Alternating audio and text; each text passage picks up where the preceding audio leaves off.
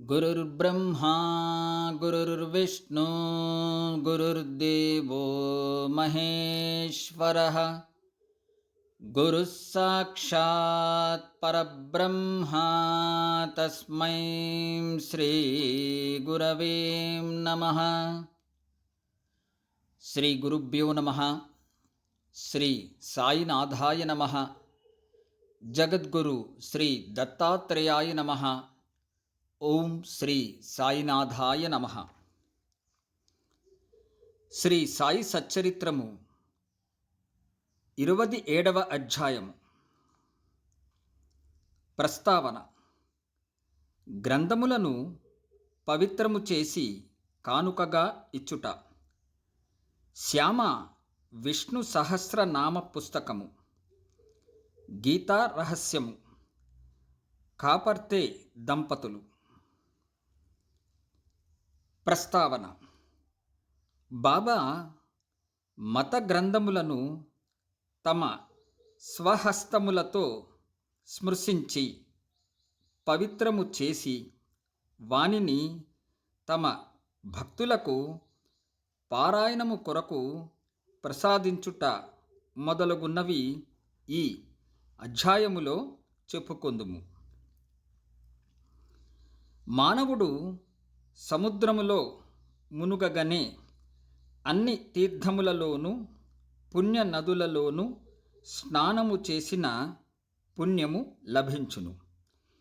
అటులనే మానవుడు సద్గురుని పాదార విందములను ఆశ్రయింపగనే త్రిమూర్తులకు బ్రహ్మ విష్ణు మహేశ్వరులకు నమస్కరించిన ఫలముతో పాటు పరబ్రహ్మమునకు నమస్కరించిన ఫలితము కూడా లభించును. కోరికలను నెరవేర్చు కల్పతరువు జ్ఞానమునకు సముద్రమును మనకు ఆత్మసాక్షాత్కారమును కలుగచేయునట్టి శ్రీ సాయి మహారాజునకు జయముగాక. ఓ సాయి, నీ కథలందు శ్రద్ధను కలగచేయుము. చాతక పక్షి మేఘజలము త్రాగి ఎట్లు సంతసించునో అటులని ఈ కథలను చదువువారును వినువారును మిక్కిలి ప్రీతితో వానిని గ్రహింతురుగాక. ఈ కథలు వినునప్పుడు వారికి వారి కుటుంబములకు సాత్విక భావములు కలుగునుగాక. వారి శరీరములు చమరించుగాక. వారి నేత్రములు కన్నీటిచే నిండుగాక. వారి ప్రాణములు స్థిరపడుగాక. వారి మనస్సులు ఏకాగ్రము అగుగాక. వారికి గగురుబాటు కలుగుగాక. వారు వెక్కుచు ఏడ్చి వణికెదరుగాక. వారిలో గల వైషమ్యములు తమ భేదములు నిష్క్రమించుగాక. ఇట్లు జరిగినచో గురువుగారి కటాక్షము వారిపైన ప్రసరించినది అని అనుకొనవలెను.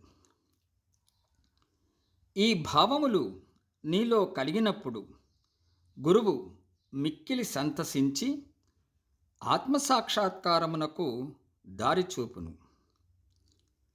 మాయాబంధముల నుండి స్వేచ్ఛ పొందుటకు బాబాను హృదయపూర్వకముగా శరణాగతి వేడవలెను. వేదములు నిన్ను మాయా అనే మహాసముద్రమును దాటించలేవు. సద్గురువే ఆ పని చేయగలరు. సర్వజీవకోటి యందును భగవంతుణ్ణి చూచునట్లు చేయగలరు.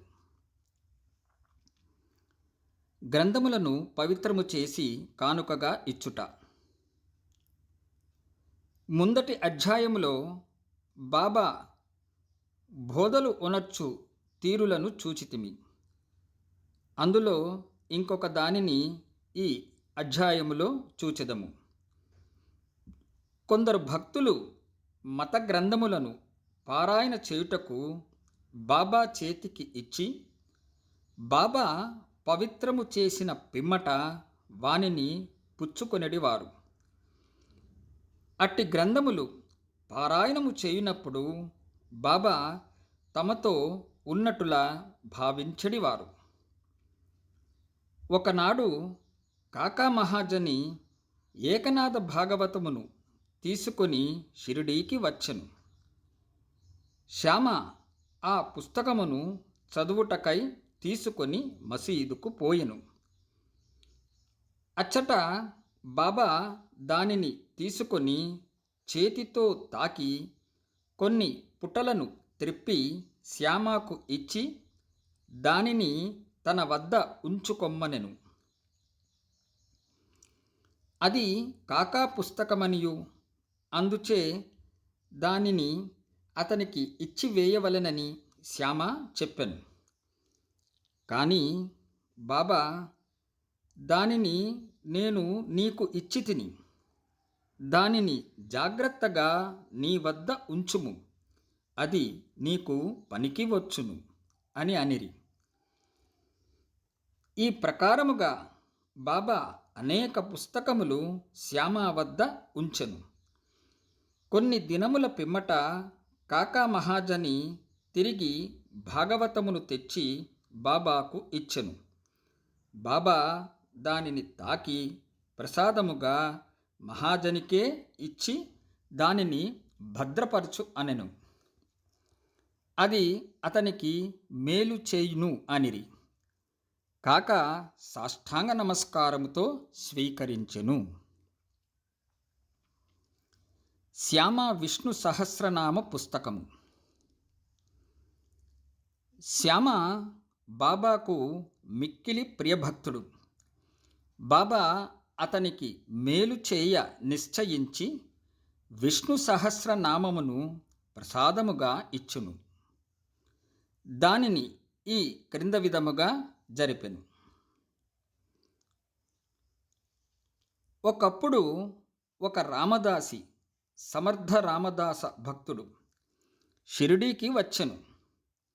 కొన్నాళ్ళు అక్కడ ఉండెను.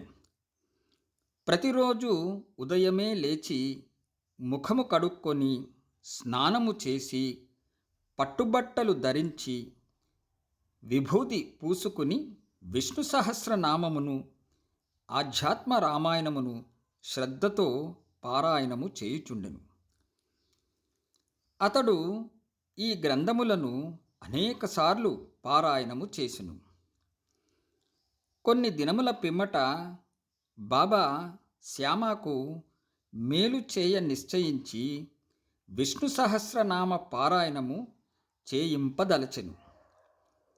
కావున రామదాసిని పిలిచి తనకు కడుపు నొప్పిగా ఉన్నదనియు, సోనాముఖి తీసుకొనెనది, అది నొప్పి తగ్గదనియు కనుక బజారుకు పోయి ఆ మందును తీసుకొని రమ్మని కోరెను.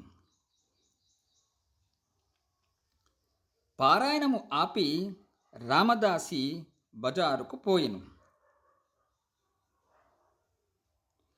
బాబా తమ గద్దె దిగి రామదాసి పారాయణం చేయు స్థలమునకు వచ్చి విష్ణు సహస్రనామ పుస్తకమును తీసుకొని తమ స్థలమునకు తిరిగి వచ్చి ఇట్లనెను. ఓ శ్యామా, ఈ గ్రంథము మిగుల విలువైనది, ఫలప్రదమైనది కనుక నీకు ఇది బహుకరించుచున్నాను. నీవు దీనిని చదువుము. ఒకప్పుడు నేను మిగుల బాధపడితిని, నా హృదయము కొట్టుకొనెను, నా జీవితము అపాయములో ఉండెను. అట్టి సందిగ్ధ స్థితియందు నేను ఈ పుస్తకమును నా హృదయమునకు హత్తుకొంటిని. శ్యామా, అది నాకు గొప్ప మేలు చేసెను. అల్లాయే స్వయముగా వచ్చి బాగు చేసినని అనుకొంటిని. అందుచే దీనిని నీకు ఇచ్చుచున్నాను. దీనిని కొంచెము ఓపికగా చదువుము. రోజునకు ఒక నామము చదివినను మేలు చేయగలదు. శ్యామ తనకు ఆ పుస్తకము అక్కరలేదనెను. ఆ పుస్తకము రామదాసిది. అతడు పిచ్చివాడు, మొండివాడు, కోపిష్టి. కావున వానితో కయ్యము వచ్చును అనెను. మరియు తాను అనాగరికుడగుటచే దేవనాగరి అక్షరములు చదవలేను అనెను. వినోదార్థము తనకు రామదాసితో బాబా కయ్యము చేయుచున్నాడని శ్యామ అనుకొనెను గాని బాబా తనకు మేలు చేయుచున్నాడని అనుకొనలేదు. బాబా ఆ సహస్రనామమనే మాలను శ్యామ మెడలో వేయ నిశ్చయించెను.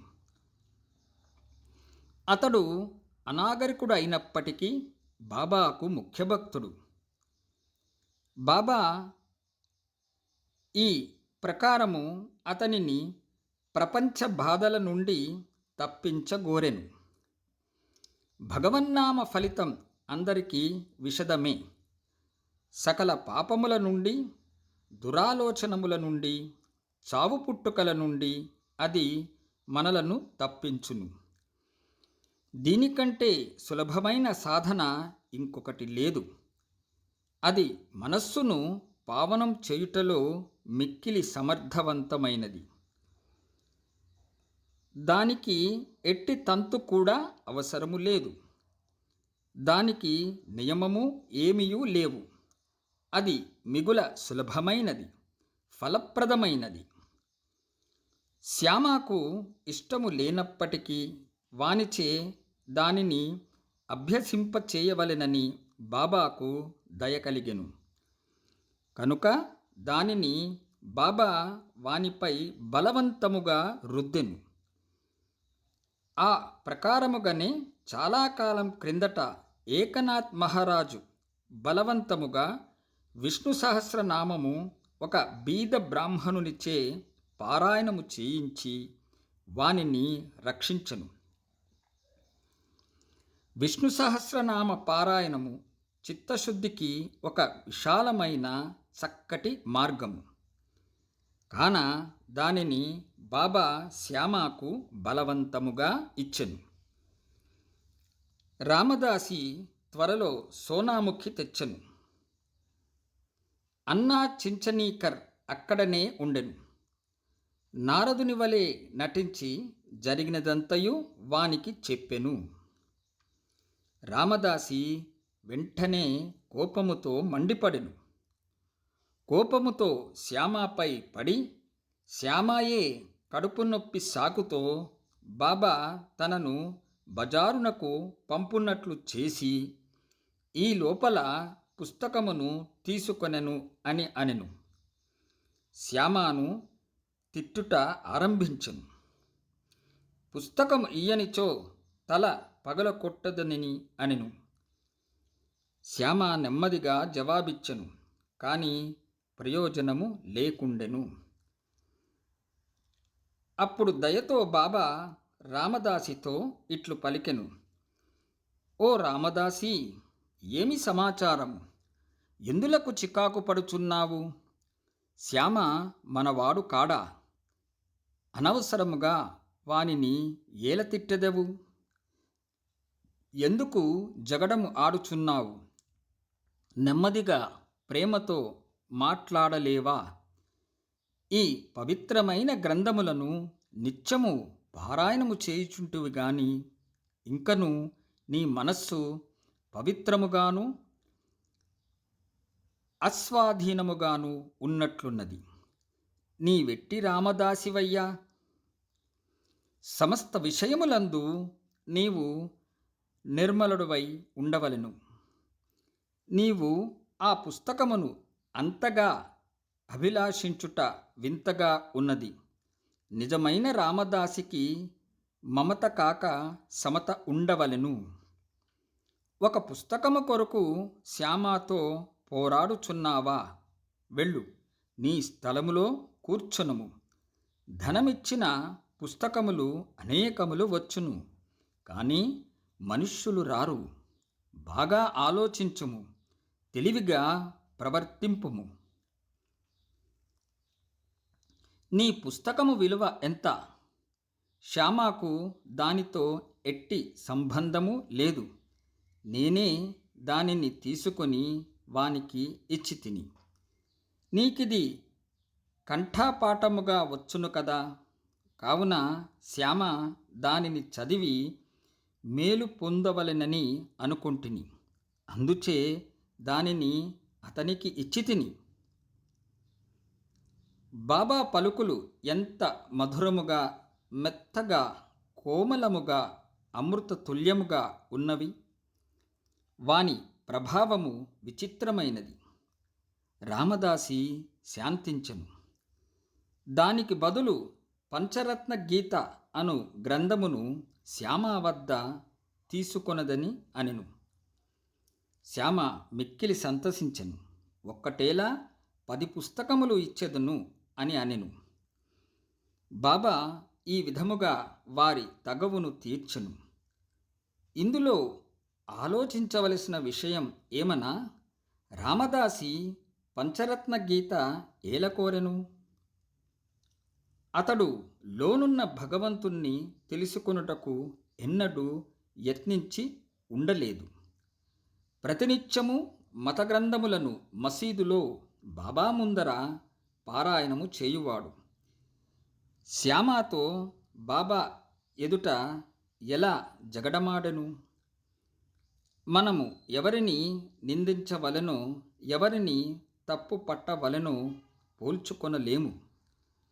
ఈ కథ ఈ విధముగా నడిపించకపోయినచో ఈ విషయము యొక్క ప్రాముఖ్యము, భగవన్నామస్మరణ ఫలితము, విష్ణు సహస్రనామ పారాయణ మొదలుగున్నవి శ్యామకు తెలిసియుండవు. బాబా బోధించు మార్గము, ప్రాముఖ్యము కలగచేయు విషయములు సాటిలేనివి. ఈ గ్రంథమును క్రమముగా శ్యామ చదివి దానిలో గొప్ప ప్రావీణ్యము సంపాదించెను. శ్రీమాన్ భూటి అల్లుడగు జీజీ నార్కేకు బోధించగలిగెను. ఈ నార్కే పూనా ఇంజనీరింగ్ కాలేజ్ ప్రిన్సిపల్గా ఉండెను. గీతారహస్యము. బ్రహ్మ విద్య అధ్యయనము చేయువారిని బాబా ఎల్లప్పుడూ ప్రేమించువారు, ప్రోత్సహించువారు. ఇచట దానికి ఒక ఉదాహరణ ఇచ్చెదము. ఒకనాడు బాపూసాహెబ్ జోక్కు ఒక పార్సెల్ వచ్చెను. అందులో తిలక్ రాసిన గీతారహస్యం ఉండెను. అతడు ఆ పార్సిల్ను తన చంకలో పెట్టుకొని మసీదుకు వచ్చెను. బాబాకు సాష్టాంగ నమస్కారం చేయునప్పుడు అది క్రింద పడెను. అదేమని బాబా అడిగెను. అక్కడనే దానిని విప్పి బాబా చేతిలో ఆ పుస్తకమును ఉంచెను. బాబా కొన్ని నిమిషములు పుస్తకములోని పేజీలను త్రిప్పి తన జేబులో నుండి ₹1 తీసి పుస్తకముపై పెట్టి దక్షిణతో కూడా పుస్తకమును జోగునకు అందించెను. దీనిని పూర్తిగా చదువుము, నీకు మేలు కలుగును అని అనిరి. ఖాపర్తే దంపతులు. ఖాపర్తేల వృత్తాంతముతో ఈ అధ్యాయమును ముగించదము. ఒకప్పుడు ఖాపర్డే తన భార్యతో షిరిడీకి వచ్చి కొన్ని నెలలు ఉండెను. దాదాసాహెబ్ ఖాపర్డే సామాన్యుడు కాడు.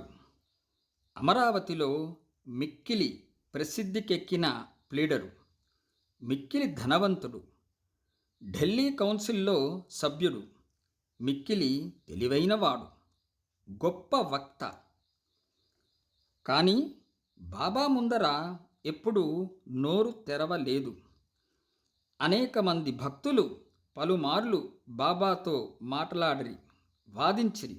కానీ ముగ్గురు మాత్రము కాపర్డే, నూల్కర్, బూటి నిశ్శబ్దముగా కూర్చుండువారు.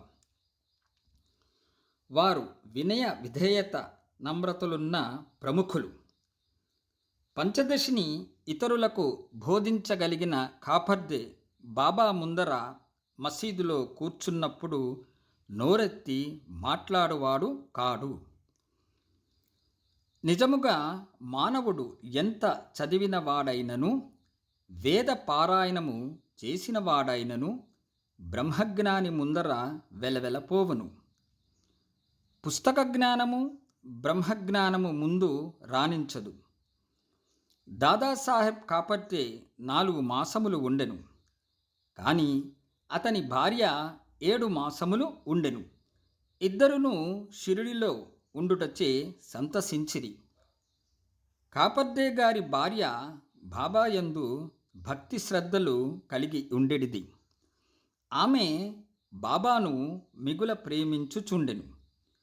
ప్రతిరోజు 12 గంటలకు బాబా కొరకు నైవేద్యము స్వయముగా తెచ్చుచుండెను. దానిని బాబా ఆమోదించిన తరువాత తాను భోజనము చేయుచుండెను. ఆమె యొక్క నిలకడను, నిశ్చల భక్తిని బాబా ఇతరులకు బోధించనెంచెను. ఆమె ఒకనాడు మధ్యాహ్న భోజన సమయమున ఒక పళ్ళెములో సాంజా, పూరి, అన్నము, పులుసు, పరమాన్నము మొదలగున్నవి మసీదుకు తెచ్చెను.